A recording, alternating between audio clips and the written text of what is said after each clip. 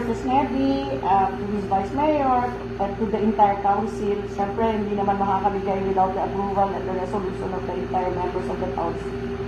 And also to all the people of Muntinlupa. Maraming salamat po sa tulong nyo. Hindi nyo lang alam kung gaano kasaya ang feeling ng isang lugar na ang feeling namin na parang mag-isa kami and no one came to help, no one wants to help.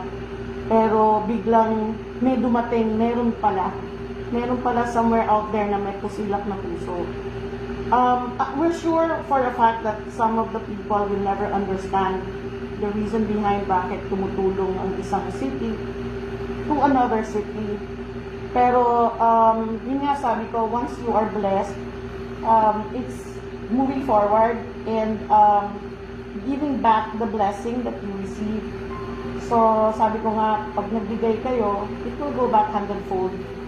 So, alam ko naman, mabibless ang Muntinlupa and you are very blessed. Blessed po kayo na meron kayong isang mayor na katulad ni Mayor Fresnedi. Maraming salamat po. The people of Iriga, maraming salamat at madami po kayong matutulungan. Salamat po.